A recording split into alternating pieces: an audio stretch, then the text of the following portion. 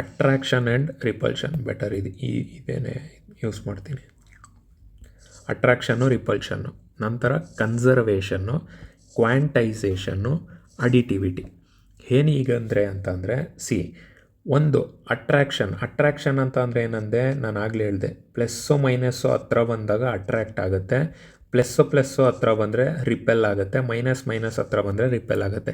So same charges, same sign ಇರೋ ಅಂಥ charges ಏನಾದರೂ ಹತ್ರ ಬಂದರೆ ಅದು ಆಲ್ವೇಸ್ ರಿಪೆಲ್. ಓಕೆ, ಆಪೋಸಿಟ್ ಇರೋವಂಥ ಸೈನ್ಸ್ಗಳು ಹತ್ರ ಬಂದರೆ, ಚಾರ್ಜ್ ಹತ್ರ ಬಂದರೆ ಆಗ ಅಟ್ರ್ಯಾಕ್ಟ್ ಆಗುತ್ತೆ. ಇದು ಇಂಪಾರ್ಟೆಂಟ್ ಪಾಯಿಂಟ್. ಓಕೆ, ನಂತರ ನೋಡಿ ಕನ್ಸರ್ವೇಷನ್ ಅಂತ ಹೇಳ್ತಾರೆ. Total charge can never be created or destroyed, only transferred ಅಂತ ಹೇಳ್ತಾರೆ. ಇದು ಏನೋ ಇಂಪಾರ್ಟೆಂಟ್ ಪಾಯಿಂಟು. ಲೈಕ್ ಯಾವಾಗಲೂ ಸ್ಕೂಲಲ್ಲೂ ನಾವು ಓದ್ತಾ ಬಂದಿದ್ವಿ, ಚಾರ್ಜ್ ಆಗಿರ್ಬೋದು, ಫೋರ್ಸ್ ಆಗಿರ್ಬೋದು, it can neither be energy also can neither be created nor be destroyed but transferred from one form to another form ಅಂತ ಹೇಳ್ತಾ ಇರ್ತೀವಿ.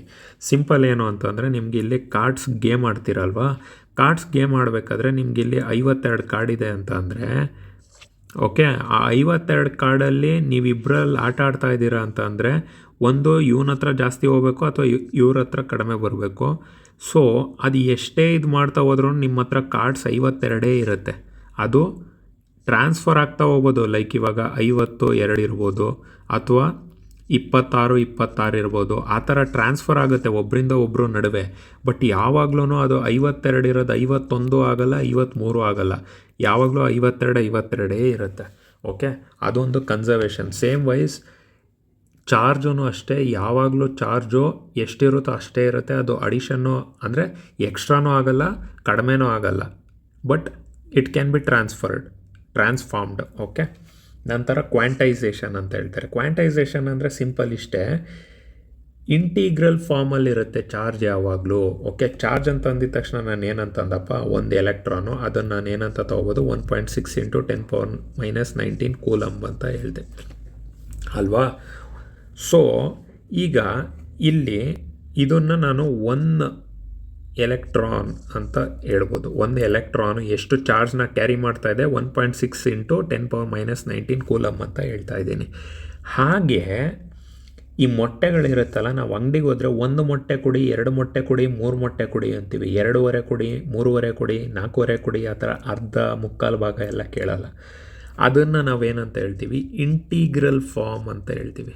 ಓಕೆ, ಇಂಟಿಗ್ರಲ್ ಫಾರ್ಮ್ ಅಂತ ಅಂದರೆ ಕ್ಯೂ ಅಂದರೆ charge = n will always be integral form. ಅಂದರೆ number, natural ನಂಬರಲ್ಲೇ ಇರುತ್ತೆ.